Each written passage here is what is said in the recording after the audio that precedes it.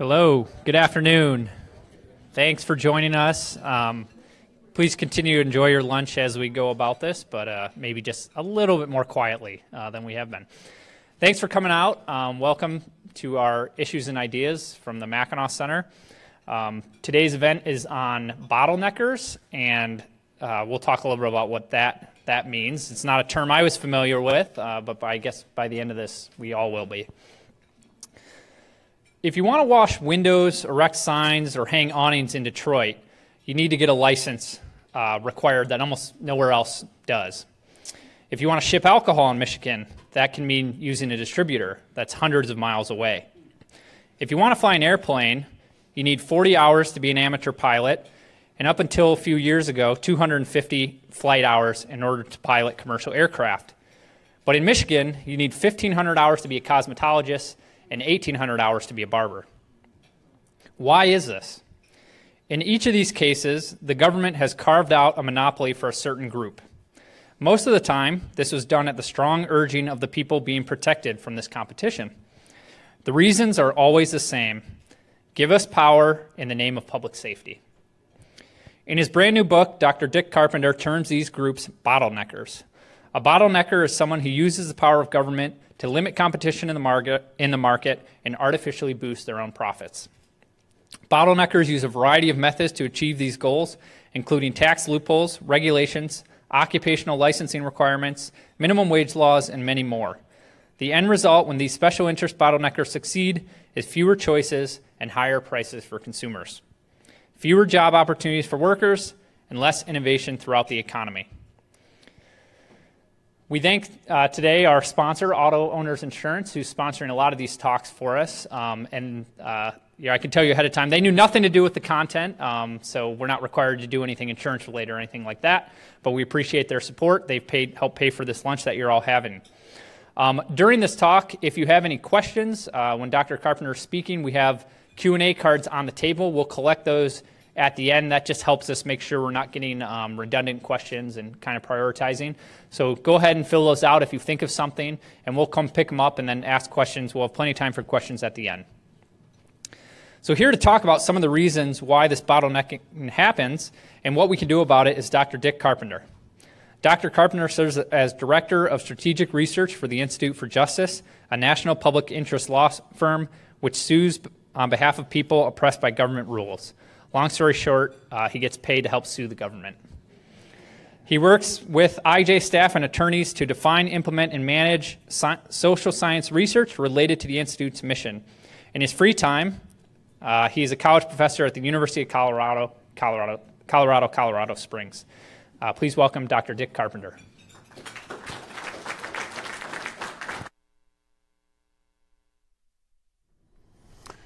Well, thank you, and good afternoon. It's a pleasure to be here. In my free time, in addition to being a professor, I'm also a pilot. And so it was interesting to hear these comparisons being made. I'd like to begin this afternoon by introducing you to Kim Powers Bridges. Kim owns and operates Bridges Funeral Home in Tennessee. But she is not a native of Tennessee. In fact, Kim is from Oklahoma. And that's where she started her first funeral business, but she had to leave Oklahoma when she ran afoul of the law. It turns out that Kim was engaged in the very dangerous practice of selling caskets without a funeral director's license. Before that, in the early 1980s, Kim was on the executive fast track. She grew up in a family of hardworking entrepreneurs. She early on learned the success was very much related to hard work. And so when she left college, she worked in a series of different companies, and she was in fact very successful at each of those companies. She ended up working at one of the nation's largest funeral businesses where she sold pre-need funeral services. She saw this as a way to combine her drive in business with the desire to help other people through her work. And not surprising, she was very successful at this as well.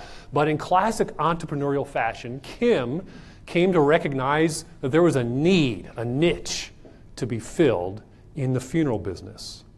Because in the funeral industry, the merchandise that is typically purchased by consumers, caskets in particular, are marked up anywhere from 250 to 600%.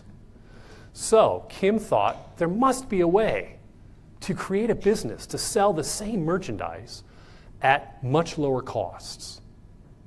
So after a few years in the business, she left to try to do that very thing. She partnered with Dennis Bridges, who had left the same company. They spent a year planning what became Memorial Concepts Online. And as the name implies, their business model was to sell funeral merchandise on the internet. They would have no inventory on hand. Instead, they would take advantage of drop shipping from manufacturers. That way, they kept their overhead costs very low, and they could sell the merchandise to consumers at a much lower cost because they had their own costs at a much lower rate. And they thought they had a winning business plan. And they did. But they ran into a problem. And the problem was this. Kim was not a licensed funeral director. She could become a licensed funeral director, but she would have to go back to school for 2 years. She would have to complete an internship during which she would embalm 25 bodies. Then she would have to have a brick and mortar business in which she had a preparation room, a selection room, a viewing room. She would have to have inventory on hand, none of which she was interested in.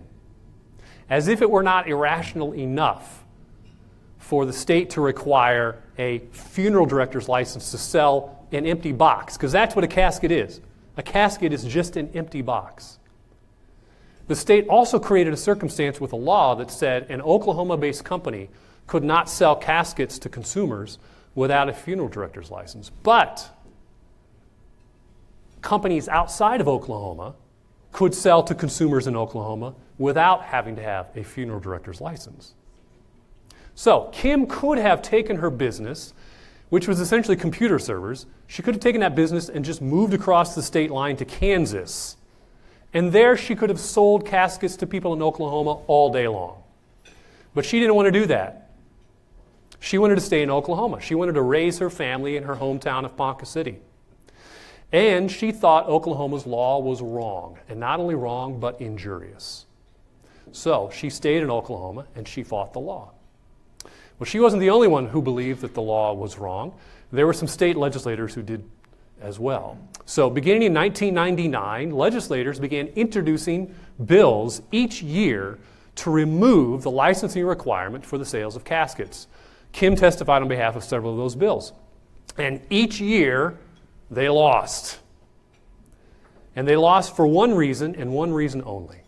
And that was because licensed funeral directors went to the legislature and they lobbied aggressively to protect their license. And because of the power of that lobby, they were successful. To this day, if you want to sell a casket in Oklahoma and you are an Oklahoma-based company, you must have a funeral director's license to do that. What Kim and the bottleneckers, or the legislators, ran into is what we call in the book the bottleneckers. And you heard Jarrett define that, a person who advocates for the creation or perpetuation of an occupational regulation, particularly an occupational license, designed to restrict the free flow of workers into an occupation in order to enjoy an economic benefit as a result. In recent years, the issue of occupational licensing has grown significantly in attention. In fact, in 2015, the Obama White House actually released a report skeptical of occupational licensing. The issue of licensing, as we probably know, exists throughout the occupation or throughout the economy. We know that our doctors and our attorneys have licenses. And as you heard just a moment ago, our cosmetologists and our barbers have licenses. But because licensing has grown so pervasive in recent years, now occupations that people never imagined would require a license now have to have a license. So things like, for instance, sign language interpreters, auctioneers, locksmiths, florists, upholsterers, crane operators. Here in Michigan, if you want to be an auto mechanic, you have to have a license. That's rare, by the way. Very few states actually require that. Michigan is one of the few. Or if you want to be a basement waterproofer here in Michigan, you have to have a license, as does a driver's ed instructor. Again, one of the very few states that require that. If that sounds outrageous to you, keep in mind that this activity of all of these licenses that have come into existence is as a result of these bottleneckers, as we describe in the book. And for the past 25 years, we at the Institute for Justice have worked to reform occupational licensing. We're a law firm, and we have represented individuals and continue to represent individuals who want nothing more than to exercise their right to earn an honest living free from unnecessary government regulation. And throughout this time, we have discovered that there's a myth that persists about occupational licensing. And the myth is this: licenses are created by legislators at the request of harmed consumers and concerned citizens. But the truth is, legislators create licenses at the request of those in the industry to be licensed. And at first blush, it seems absurd. Why would anyone ask for more government intrusion into their business? The answer to the question, like so many questions, is to follow the money.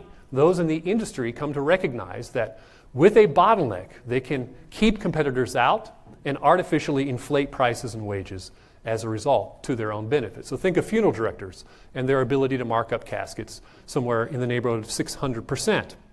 But the push for licensure is more than just economic. When you hear bottleneckers make requests for a license in their industry, they will often also say, we need this license because it gives us a certain form of status and recognition that only comes with a license. We want to be like those other occupations that are already licensed. And we can't have it any other way without the license. So it's no surprise then that when some reform bill is introduced in a legislature or when a law is challenged in court, the bottleneckers will mount a ferocious campaign in order to protect their license. And the funeral industry is just one example. In 25 years, we have yet to find a single example of an occupation that is created or protected by any means other than bottleneckers. But the myth persists that there's some sort of demonstrable need. And that's one of the reasons that we wrote the book. We also wrote the book because we wanted to coin a new term. We wanted to create a word that was descriptive and useful and accessible and perhaps most importantly, pejorative. We wanted to create a word that would enable us to name and shame those who engage in or enable this type of activity. So with the word bottleneckers, we drew on the well-known metaphor of a bottleneck, something that restricts free flow or movement. Think of the bottleneck in traffic. And the negative freight associated with the word. So think of the 2-hour morning commute as a result of the bottleneck in traffic. That only enriches the metaphor all the more. So each industry that we cover in our book, from cosmetologists to dietitians and nutritionists, have exhibited classic special interest behavior in order to achieve or protect their license. And the behavior looks like this: coordinated letter writing campaigns to the legislature, crowding out legislative hearing rooms, industry day at the Capitol, special awards to legislators, personal lobbying in legislators' offices, campaign contributions, going to the legislature and giving testimony in committee hearings full of all kinds of unsubstantiated facts and scary-sounding stories, such as, if this license is repealed, it will result in the deaths of tens of thousands of people. That was actual testimony in Florida when they considered repealing the interior design law. Now, our book is somewhat backward-looking in that we look at the history of the creation and protection of licenses in various different industries. But this activity that we're describing is not an historical artifact. This is something that continues today.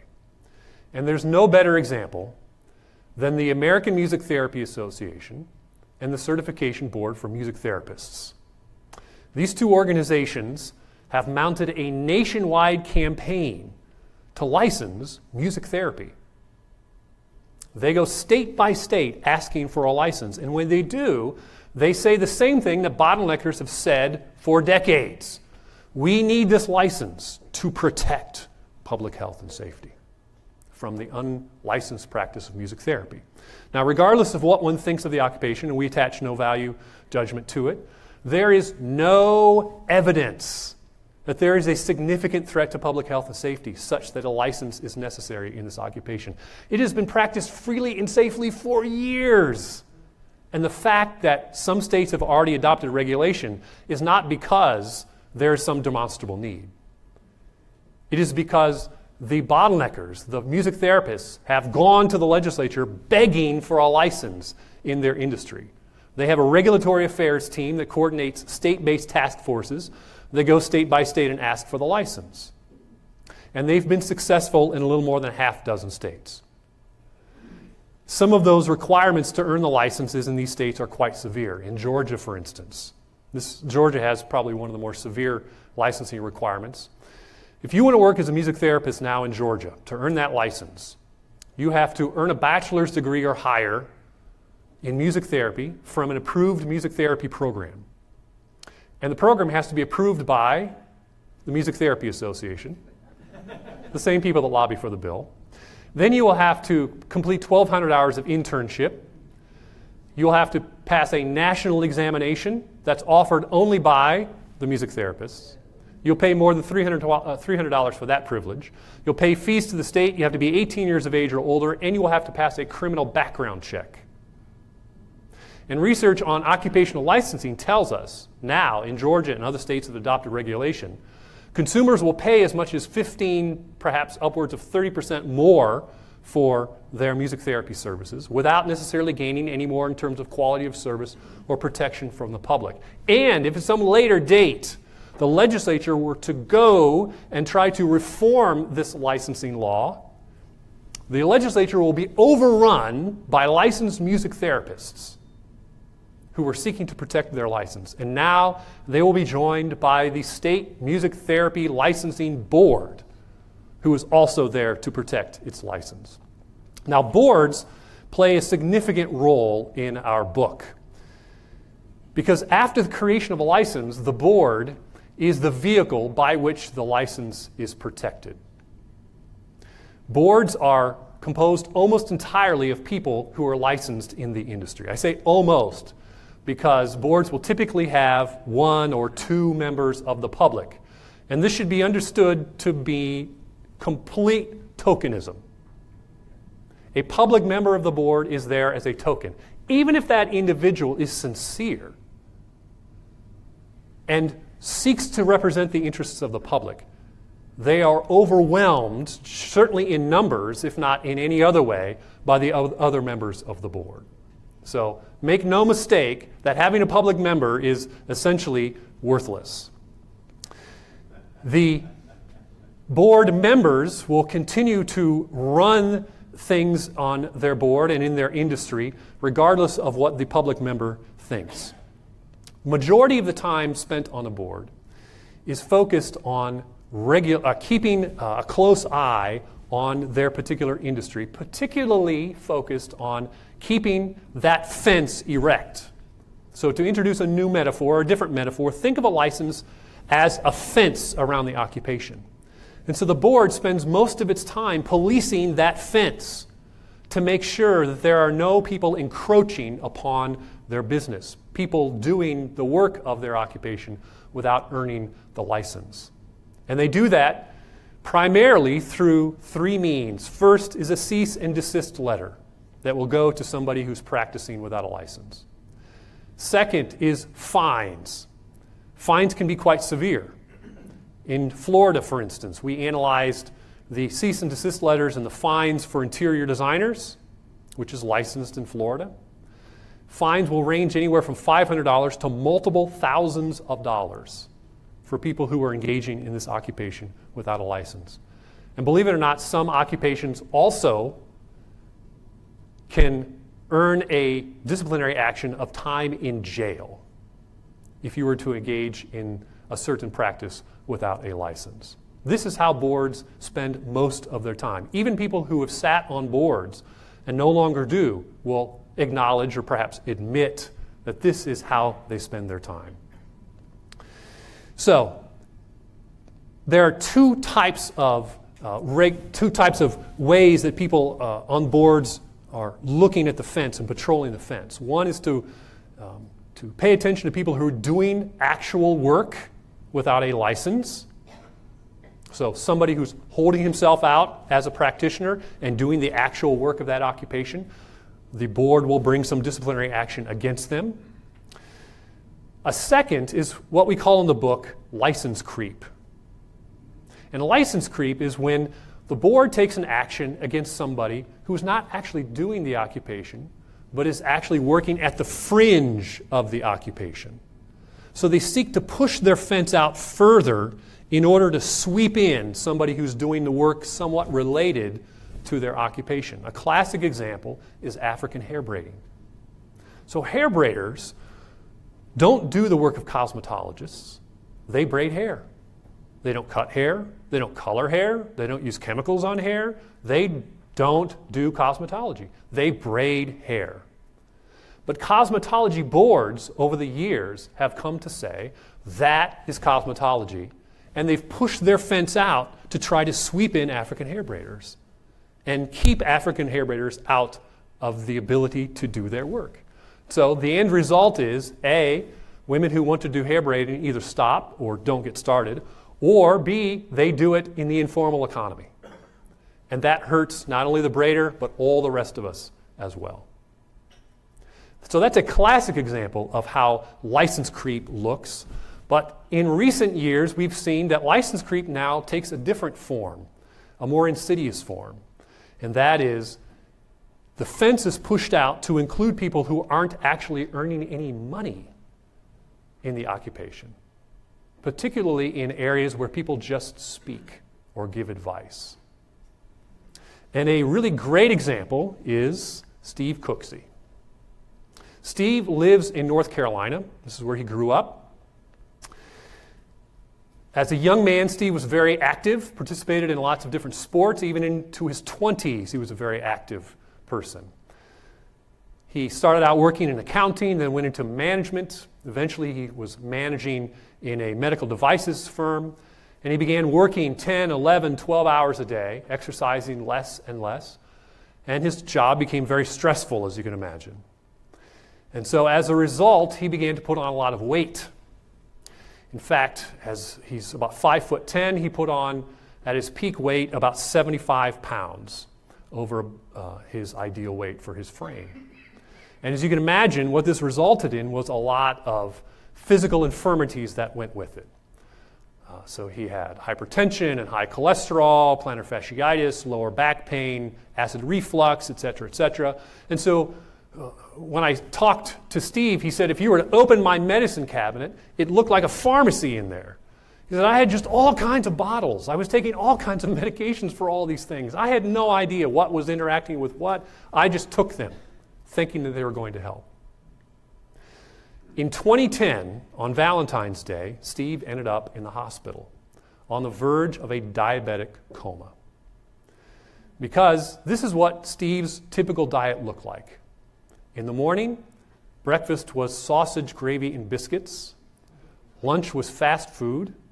And dinner was 2 full fast food meals, eaten in 15 minutes on his drive home. And before bed, a few cans of beer. This was his daily intake. So not surprisingly, he ended up, as millions of other Americans, as a type 2 diabetic. So he was told in the hospital, you will spend the rest of your life on insulin with all these other medications that you're taking. And they gave him a recommendation on a high carbohydrate, low fat diet. So he got out of the hospital, and his attention on this issue was galvanized like nothing else in his life. He began reading widely and came to realize that he needed to change his diet, not to a high carb, low fat, but into something else that would lower his blood sugar. And so what he ended up doing was becoming an advocate of the paleo diet. If you're not familiar with this, the paleo diet is you eat meat, vegetables, fruit, nuts, things that are available to people that lived in the Paleolithic era, and you don't eat processed foods, sugars, etc., etc., etc. And he began to exercise, and the result is what you see here. You'll not be surprised to learn that Steve became an evangelist for the paleo diet. He started a blog entitled The Diabetes Warrior. And so his blog, which continues to run today, was full of all kinds of his advice and his stories and his experience and things that he had been reading. He was just sharing these things widely because he felt so strongly about his own experience. People began sending him emails. And he thought, hey, here's a nice idea. I'm going to take questions that come to me in the emails. I'm going to post these questions and give answers to these questions. He posted these on his blog. So in 2012, he received an email from the Board of Dietitians and Nutritionists in North Carolina. And they gave him, attached to his email, 19 pages of his own blog, redlined, telling him why and how he was in violation of the licensing law for dietitians in North Carolina. And it gave him an option. And the option was, go back to school and become a licensed dietitian, go back to school and become an MD, or censor your blog. So Steve censored his blog. He removed the material that they found offensive. He let this go for a few weeks, and it gnawed at him more and more. Because it wasn't just an injury, he believed, not just to himself, but to others who relied on his blog and might be helped by his blog. He believed it would be helped. So as a result, he contacted us at the Institute for Justice, and we represented him, and we went to court. And at the trial level, we lost. But we went up on appeal, and we won. Good job. Thank you. And so today, Steve is able to speak freely. Now keep in mind that Steve was not taking any money for his blog. He was only talking about his experience and answering questions. He was doing nothing more than the millions of other books out there with diets and exercise plans and advice columns galore. He was doing nothing different than all of those other people. And we took that to court on a First Amendment case. And we eventually, as I mentioned, we won, and so the board changed its policy to allow people like Steve to speak freely. So these boards, that's why I give special attention to these boards, because their activities happen to be so insidious. Now, often those of us who advocate for the reform of occupational licensing, we do so by making economic arguments. And Chip and I do that in the book. But this is more than just an issue of economic growth. This is also about creating a just society, a society that is built in part on preserving the right to earn an honest living free from unnecessary government regulation. There's nothing just about telling someone he may not work in the occupation of his choice or for which he is best suited simply because it offers too much competition for someone else who's more politically savvy. In 1787, James Madison wrote that the protection of property rights is the first object of government. To Madison, property rights actually extended to more than just real estate or personal property as we typically think of it. For Madison, property rights actually covered, quote, everything to which a man may attach a value and have a right, including, quote, opinions and the free communication of them and the free use of his faculties and free choice of the objects on which to employ them. Madison's disdain for the co-optation of government for one group at the expense of another was unequivocal, as was his inclusion of economic liberty under the rubric of property rights.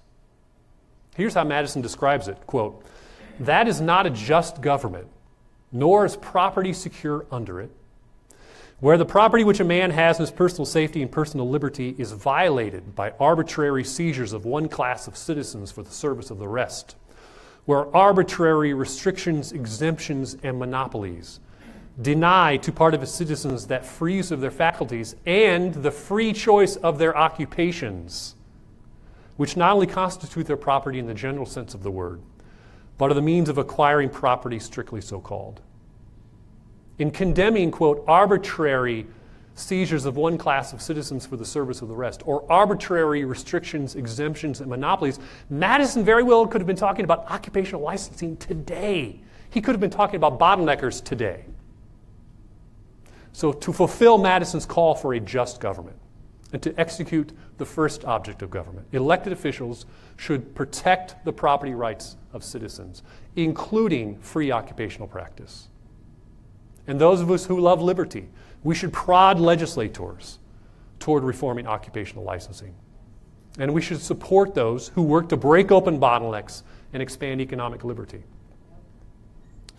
In 25 years, we have represented individuals like this and many others. These are courageous men and women who have fought to break open bottlenecks and expand economic liberty, not just for themselves, but for millions of other people as well. And we tell some of the stories of these people in our book.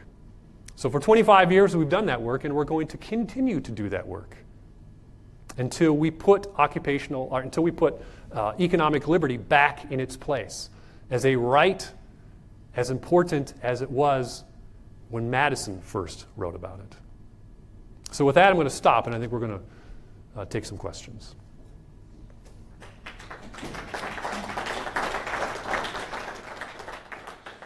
Thank you. Thanks, Dick. Really appreciate that. So you've got a question card, so go ahead and fill them out. We'll have people going around asking them. So I'll start off with one. Can you talk a little bit about any progress you've had in other states around the nation in terms of breaking these bottlenecks? Certainly. So let's take a casket as an example, casket sales as an example. We represented some monks in Louisiana who wanted to sell their handcrafted caskets as a way to raise money for their monastery. And the funeral board in Louisiana said, sorry, you have to be licensed funeral directors to sell those caskets. So we actually took that case, we took it all the way to the appeals court, and we actually won that one as well. And the Supreme Court refused to hear it, so that meant the appellate court decision stands, which was a huge victory at the federal level, and we continue to take advantage and exploit that. In Texas, we had a great win at the state Supreme Court there on behalf of eyebrow threaders. If this is an occupation that's unfamiliar to you, eyebrow threading is... I'm very familiar with it. Well, you look like it. So eyebrow threading, if you're not familiar, it's a way to remove unwanted facial hair and body hair as well, but it's typically used on the face using cotton thread. This is all that's done. You take a strand of cotton thread and you sweep it across the area where you want to remove hair, and the thread is used to pluck the hair. That's all it is. And they were required to have a cosmetology license. So we represented some eyebrow threaders in Texas. We went all the way to the state Supreme Court, and we won on behalf of these eyebrow threaders. And that victory was particularly important because that victory essentially said that kind of the way we've described economic liberty, this is what the Texas Supreme Court upheld, that there's a right to economic liberty. And so that was a very important decision. So we're continuing to have wins in the courts, and we're working in the legislatures to achieve as much as we can by way of reform as well. And that's taken different forms. Sometimes we're able to achieve the removal of licensing requirements for discrete occupations, and other times we're able to have some greater effect, like in Indiana where they had a reform bill there a couple of years ago. Somebody asked, can you sell caskets online in Michigan? Yes. Michigan you can. However, you cannot do teeth whitening in Michigan according to state law right now. You need a dentist license to do that. So you can do it at home. You can order it. You can do it yourself. You can do it on your kids. You can do it on your pets. But if you want to make money, sorry, you're out of luck. Right. Caskets, people don't realize you can buy a casket from Costco. So there. Yeah. So colleges and universities often provide a lot of these educational services, preparing people for occupational licensing. What side of the issue are they? Do you find that colleges advocate for more bottlenecking? In short, yes. We asked the college professor. Universities make an enormous amount of money from licensing. Right now, we want to get engaged in this particular topic where we want to do some research on this. But I know that they're making an enormous amount of money. Here's a quick anecdote. Do we have time? Yep. Okay. So a few years ago, we had released a study called License to Work and examined the licensing requirements of 102 low to moderate income occupations across all 50 states and DC. And there was nothing like it, ever. When we released our study in 2012, it was unprecedented. So shortly after that, I received a call from somebody with a policy consortium for universities. And he asked me, he said to me, I read your study, License to Work, that's important to keep in mind. I read your study. I want you to come and sit on a panel and talk about your results at a policy consortium meeting that we have coming up. I said, great, I'll be there. So I show up at the appointed time and day. It's in a big conference room at a hotel. I'm sitting on the panel. It's my turn. And he told me to prepare 15 minutes. And I said, fine. So I prepared 15 minutes to the second.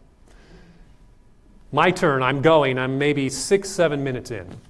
And it is several hundred people. He stands up and he walks down to the front and he stands in front of me. And he wants me to stop. And I'm thinking, you son of a gun. You invited me. And you told me to prepare 15 minutes, and you're going to get 15 minutes. So I just kept talking to the end of my 15 minutes. Then it was Q&A. And every question was for me. And they were all hostile. And it was very clear why. Because, as you can imagine, my message was very skeptical of licensing. And they saw it as a threat. It was a significant threat because they make an enormous amount of money on licensing. So for all of these licensing requirements to go away, that had the potential to affect their bottom line. This is not to say, I'm making no statement about the importance of education and preparing to do jobs. I'm not saying that. What we're talking about is the government requiring it before you do a job. And so universities play a significant role in this. In fact, one last thing on that. Bottleneckers, when they go to the legislature, will often be joined by people representing universities, and often students in programs will be required to go and be in the committee room as well. We mentioned at the beginning, barbers in Michigan have to do 1,800 hours, which is far higher than the vast majority of states. That used to be 2,000 hours, and we were working a couple years ago on a bill. Initially, there was a bill that would eliminate the license, and eventually they compromised at 1,800 hours. So we went from 2,000 to 1,800 hours. But we talked to the head of the barber colleges. So there's 4 barber colleges in Michigan. None are north of Flint. So if you're up in the Upper Peninsula and you want to be a barber, you got quite a hike. But the head of the barber colleges said, this is insane. We aren't quite doctors, but we're as close as you can get in terms of the danger. And if they eliminate this license, in 5 years, it'll be the wild, wild west in barbershops. By the way, Alabama never had a barber license so I don't know, if you've safely traveled through Alabama, but I think I went there. I didn't notice particularly bad haircuts or anything. Well, I did, but I think that was separate from the barber. Do you have a sense of how the current U.S. Supreme Court members stand on this issue? There's a big kind of legal debate on how these things go. Yeah, hard to say. I think if we have any indication at all, it would probably be the recent decision on FTC versus North Carolina Dental. And so that decision would lead us to believe that there is skepticism about licensing on the court. We'd like to believe that would be true. It's hard to say where the presumed new member would come down on the issue. So we can't really judge that right now. But based on that one decision, we think there's probably some skepticism on it. But it's honestly very difficult to say. Because the cases that we have filed cert on and thought, oh, this would be great, this would be something right up their alley, there are split decisions in the appellate courts, this is just, we're tailor-made, and they don't take it. So. Jefferson's original Declaration of Independence called for property rights, which was replaced by pursuit of happiness. Do you have any idea what was the definition of property rights that Jefferson had in mind? Yeah, I do not. Do you? I heard one of your colleagues at the Institute for Justice speak on this once, and he made the point that at the time, that protection of property rights and the pursuit of happiness in the founder's mind was very much centered around this idea of work, of people being able to go out and find fulfilling work. So it's certainly consistent with Madison. Yeah, it wouldn't surprise me if they believe the same thing.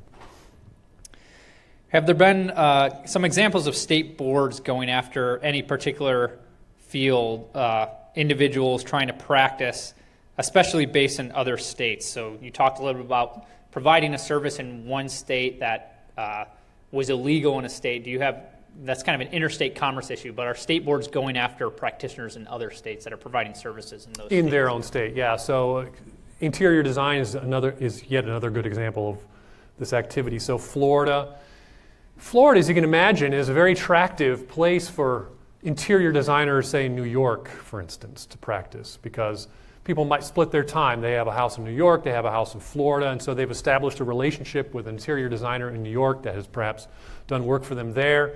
They travel down to Florida, they own a house there. They'd like to have their New York designer come down and do work in their Florida house. This is not uncommon. And so what happens is the person in New York goes down to do work in Florida, and so the Florida board brings action against them because they're doing work in Florida and they're not a licensed interior designer in Florida. So that's one example, but contracting is another example as well. And Florida's a great example because of all the hurricanes in Florida, and so there's just constant churn and constant need of contractors and a constant market, and so there's a lot of action there in order to protect their interests. On that line, can you talk a little, there's been a lot of interest on, and our state took up and many states have taken up the idea behind the military licensing and the military spouse side of things. Can you talk about that issue a little bit? Yeah, even Michelle Obama, when she was First Lady, she took this up as an issue as well. So one of the costs of occupational licensing is it hurts people who are moving across states. So one way we describe it is to say it reduces interstate mobility or migration. So if you work in a state without licensing or lower levels of licensing and you want to move to another state for whatever reason, and that state has a licensing requirement, now you have to either get relicensed or have to get licensed to begin with. And so it's a disincentive for you to go to that state. For the military spouse, this puts that person in a pickle. They can't say no, they have to go to that state. So that means either A, they're going to go to that state and they're going to have to earn that license again or earn it for the first time, or they're going to go to that state and they're not going to be able to work in their occupation. So consequently, what Mrs. Obama and others have said is we ought to find a way to try to enable those who are military attached to be able to move and not have to go through all of these licensing regimes over and over and over again, which is a very fine idea. My view is if it's fine for them, I think it should be fine for a whole lot of people. Yes, my youngest sister was a teacher in Tennessee, and she married an Army Ranger, and they moved to Washington State, so she had to navigate, even though she'd been teaching a couple years. And then my wife, not the military side, but she had her teaching degree and was teaching in New Jersey and came to Michigan. And luckily there was reciprocity for those, but a lot of people, it's a big obstacle. Mm-hmm. So you talked about legislators, they're captive by these special interest lobbyists or these groups. So how can the public possibly compete with that advocating with that amount of money? Yes, so there are a couple of ways that come immediately to mind. My cousin was a state legislator in Ohio for a number of years and was fond of saying that one letter or one email or one contact in his mind represented thousands. So we think I'm one person, but that one person, actually represents in the mind of a legislator a whole great number of people. And so it doesn't take much to have an influence. That's one thing to keep in mind. The second is one of the problems, Milton Friedman talked about this, one of the problems is the diffused interest versus the concentrated interest. The concentrated interest is, of course, the bottleneckers. The diffused interest is the public. So people will often say, well, what's the voice of the diffused interest? It's Mackinac. Okay? There are groups that represent the public interest. And so supporting groups like Mackinac helps get the public voice, as we were doing just this morning. Just this morning, we had gone up and met with a state legislator and represented all of this to that individual. And so supporting the work of groups like this is a way to have the public voice, the diffused interest, represented in the legislature. And then a voting, of course, holding people accountable by their actions. And again, Mackinac plays an important role because they keep a tally on these things. How do people vote and so forth? So you mentioned this being a relatively bipartisan issue. The Obama administration put out a report that could have been written by a number of free market groups. It was very favorable to repealing these occupational licenses. One of the reasons a lot of groups are behind this is there's a criminal justice element to it. Can you talk a little bit about that angle, particularly on licensing or some of the other bottlenecking? Sure. So what happens is somebody has served their time, they leave their incarceration, they need or want to go back to work, and what they discover is that many state laws prevent them from earning a license in an occupation of their choice because they have been incarcerated. So the effect of this is to say to people who desperately need to work that we're going to severely limit the opportunities for you. And because these licenses exist in the types of occupations that would be ideal for men and women that are leaving incarceration, it's even more, the effect is even more profound. So in Michigan, we were talking about this a little bit earlier, in Michigan, if you want to work with what in the research world, in the university world, we call vulnerable populations, children, people in healthcare, particularly in hospitals, et cetera, et cetera. If you have a criminal background, no chance. But there are other types of occupations that also have this restriction as well. So a colleague of ours down in Arizona, at Arizona State, at a think tank down there, recently released a study that looked at the relationship between recidivism rates and licensing and discovered that there is, in fact, a relationship. In places where with stricter forms of licensing in place, you see greater recidivism. More people going back into incarceration because they have fewer opportunities because licensing is so severe.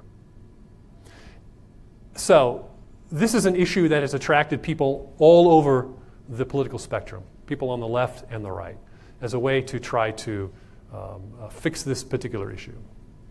Yeah, one way to look at it is if somebody comes out of prison and wants a job, they apply for a job, one of the first things you ask, do you have a criminal record? And a lot of places will say, we're not going to hire you.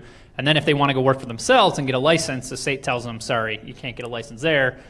And it ends up, then they go back to doing an illegal activity and end up back in prison, and you get that type of cycle. We'll do one more question, and then I know Dick will be around for a little bit afterwards, so if you want to talk to him about this, we'll be here for a couple minutes. So why the casket? What is a casket? Why could a person not just say, I'm selling boxes to people? Yeah, because it's a very specialized box. I think the logic is because the way the box is going to be used. Okay, so not that it's just a box that can, most of us are not going to go out and buy a casket to plant flowers or to hold our trinkets in our home. I mean, a casket is something that's used for a very specific purpose. And so the logic is because of the way it's going to be used, there needs to be some sort of special training that goes with it. But the truth is, in fact, you can be buried in anything you want or nothing.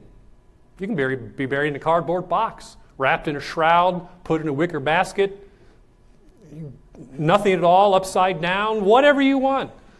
None of these things that you hear. It needs to be a steel with the silk and the pillow and no. None of that's actually required.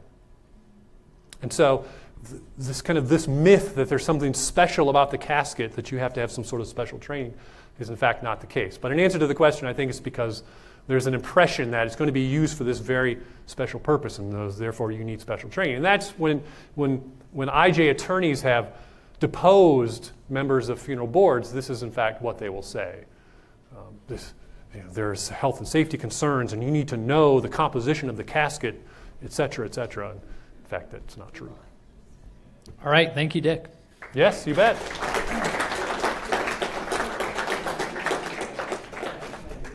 Thank you all for coming. We appreciate it. So if you want, this will be on our website or on our Facebook page. If you want to rewatch it, I'm sure you'll rewatch it again and again. You're so excited. I know I do. If you didn't see, we have a publication table outside. We have a lot of our publications that are free. You can check out some of the work we've been doing on the licensing issue as well as a whole variety of other issues. And we will be back here next week for another event. So if you want, give us your email. You can sign up to get these events. They're always great. Kristen Anderson, our events coordinator, does a great job, and we always include a free lunch with them. So please give us your contact info if you are interested in that. And besides that, we hope to see you next time.